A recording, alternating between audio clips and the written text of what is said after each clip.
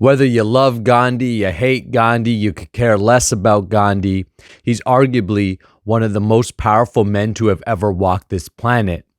In this video, I'm going to share with you why and how you can take the lessons from Gandhi and implement them in your own life so you can lead your family, you can lead your life, yourself, because that's real leadership. It all starts with you.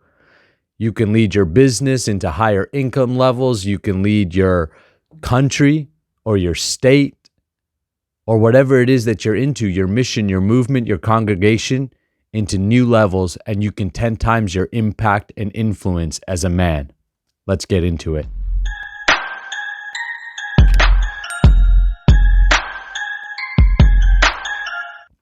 Hi, my name is Nakula Das, and I help men master their S3X energy so you can 10 times your masculine leadership power. The world needs more strong men, conscious men, leaders for their families, their businesses, countries, states, and all aspects of society. Go to the links in the description below and make sure you take advantage of the free resources so you can practice sexual alchemy and learn to transmute your energy to get the most from your life. Mahatma Gandhi was a tremendous leader. Again, I don't care about your political views about him. We're going to take this in the context of just looking at him as a leader and say, what did he do and what lessons can we learn? Well, I want to start off with a story about Gandhi. Now, I've heard that it wasn't a story about Gandhi and it's a story about a saint or so. I don't really care. Again, we're looking at the principles here. But here's how I learned the story, so I'm going to share it as I learned it, which was that a woman went to see Gandhi, and she was bringing her child with her. And it was a long, long lineup. This was a very poor woman, so she had to wait hours and hours in line. She took the day off work, which was very difficult for her. So finally, she gets to the front of the line. She gets to meet Gandhi, and you could just imagine what that would have been like, being able to meet a man like Gandhi. He had millions and millions and millions of followers and people who loved and adored him. She said, Gandhi, please, would you help my son? He's addicted to sugar. He won't stop eating sugar. He won't listen to me. So Gandhi looked at the woman, looked at the child, and said, come back in 7 days. Now the woman was a little bit frustrated. She said, oh, I'm a poor woman. It's very difficult. And he said, I can only help your son in 7 days. She said, fine. So she takes her son and she goes away. 7 days later, she comes back to see Gandhi and she has to stand in this line, this massive line up again. And she waits and waits for hours, takes another day off. She finally gets to the front of the line, says, Gandhi, do you remember me? And he smiles and said, yes, I remember you. She said, can you please help my son stop eating sugar? And so Gandhi smiled, looks at the child and says, stop eating sugar. And the child says, okay, and stopped eating sugar. Now the woman gets upset. And she says, Gandhi, I'm a poor woman. This was so difficult for us to be here. Why couldn't you just tell him that 7 days ago? And Gandhi said, because 7 days ago, I was eating sugar. You see, there is a great lesson of leadership in that story, which is that there's nothing that you can ask someone else to do if you yourself are not doing it or are not willing to do it. There are too many so-called leaders in this world who tell everybody else what they should do, but they themselves don't do it. Have you ever been in a situation, maybe you yourself have experienced it, where maybe you've given advice to someone and it was really good advice, but they didn't take it. And then someone else comes along and gives the exact same advice, and then they take it. Why? It's because the vibrational frequency of that individual actually meant something.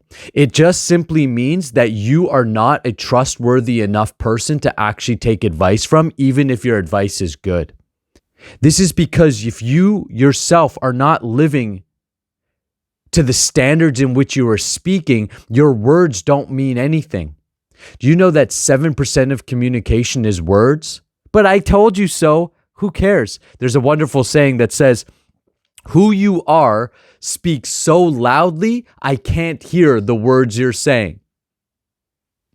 Let's really think about that. Who you are speaks so loudly, I can't hear the words you're saying. So you could say whatever you want. But if you yourself are full of negative habits, if you yourself are full of excuses, if you yourself are still eating sugar, but then you're telling everybody else not to eat sugar, your words mean nothing, because only 7% of communication is words. 33% is your tonality, your expression, and 60%, meaning the major difference between whether your communication is actually going to be heard or not is your energy and vibe, and your energy and vibe is created through integrity and congruency. Mahatma Gandhi said, happiness is when thoughts, words, and actions are aligned. So you could put on the show, right? The social media show. My life's so great. Look how awesome everything is, blah, blah, blah. But then you go home and you're miserable. Or you hang out with certain people and you act one way. Then you hang out with another certain people and you're a totally different values because you don't know who you are. You're not solid. You see, all of that is diminishing power. Every time you break your word and don't live up to it, or don't restore integrity. Integrity means whole and complete. So when your thoughts, your word, your actions are whole and complete, you are not fragmented, now you have power. Now when you say something, it sticks. Jesus Christ had to say, follow me. And people would literally drop their occupation and follow him. That's what it means to be a pure soul. It's not really a moralistic conversation as it is an integrity. This is somebody who their words, their actions, their behavior, it's all one. They're not fragmented. They're solid in who they are. Gandhi was like that. Now, yes, did he make mistakes? Yes, we're still human. In the Vedic scripture, it says a human being can develop the qualities of God up to 79%. Meaning the best that we can achieve is 79%, as human beings. So this is not about being perfect, but it is about having integrity. Gandhi was like that. Also, Gandhi practiced many austerities that most people can't practice for 2 days or 2 hours. For example, Gandhi practiced semen retention. In fact, Gandhi took a vow of celibacy at 37. And it was, if you look at his life, he had actually been involved in many different movements and tried many different things and never had much success. But at 37, when he started practicing semen retention, all of a sudden his power started to increase. And there is letters written to his most intimate students that are available that you can read where he talks about the power of semen and transmuting the sexual energy. Gandhi also used to practice a regulated diet. He would eat what's known as a sattvic diet. Gandhi would also practice silence. I believe it was every Monday he wouldn't speak. So if you saw him, he would only communicate with you through writing notes. Because he understood the power of self-control and self-mastery. Leadership ultimately comes from, power ultimately comes from within. The most powerful aspect of who you are is within you. If you're trying to control everybody else, or you're out there spewing a bunch of advice and nobody is listening, it's because you don't have enough power within you. Your inner dialogue is the most powerful aspect of who you are.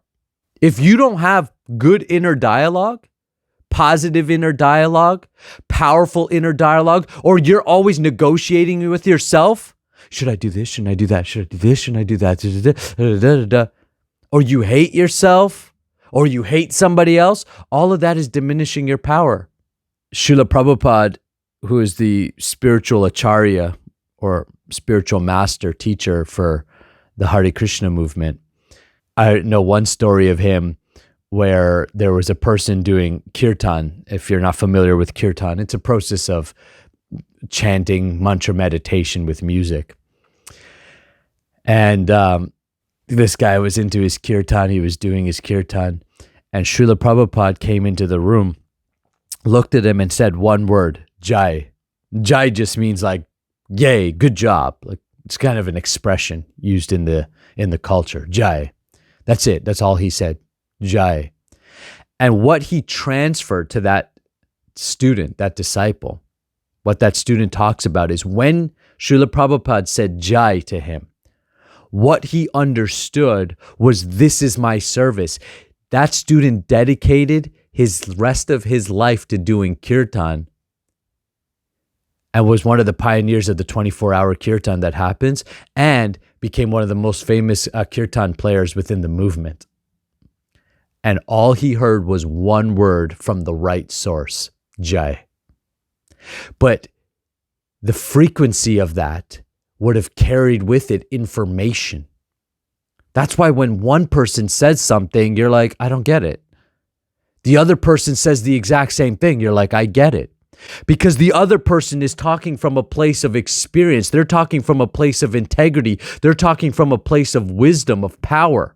The other person is just talking from the mental platform. I heard it. I read it. I'm, repeating it, but I haven't realized it. There's a difference between reading something and realizing something. When someone has realized information or realized a certain amount of wisdom, like there's many people who've read the Bible, Quran, the Vedas, the Buddha Sutras, or books like Think and Grow Rich or Laws of Success. There's many people, millions of people. Think and Grow Rich still sells 100,000 copies to this day, even though Napoleon Hill died many, many years ago. Many people have read this book. Very few people realize it, though. Because there's a difference between I've read something or I've watched a video. Yeah, I know all about semen retention. I know all about sexual alchemy. I've watched 3 YouTube videos on it. No, you don't know it till you've realized it and experienced it. And only then does your words come with power. So ask yourself, am I living a life of integrity? Are my thoughts and my words and my actions one? Or do I tell little white lies? Do I embellish here and there? Do I diminish here and there? Because we do it negative, positive. Sometimes we embellish, but sometimes in the humbleness, some people, I'm so humble. No, I'm not good at this. I'm not good. I have nothing. That's all bullshit too. Just tell the truth as it is. And watch your influence increase. Watch people actually respect you in a whole different way. And when you say something, it's going to carry such weight to it that you're literally going to inspire yourself and others to transform their lives in a positive way. And we need more men of integrity, men of high value. That's why I created this channel. This is a journey that I've gone down and am still going down, because I don't believe that there's an ever reach, oh, I've got it. No, there's always improvement. So make sure you subscribe to the channel. Make sure you get notified. Use this as a resource to continuously improve your life. Take inspiration from these words. Make sure that you take advantage of the free resources that I've left in the description for you. And if you're ready to take it to the next level, if you want to train with me inside of the Sexual Alchemy program, or you want to work with me directly in the Become a Powerhouse Man leadership training and transform your life in the next 4 months or less. I mean, you could spend years on your own doing it, or you could cut that learning curve in at least in half, if not quicker, because that's the power of working with someone who does the work.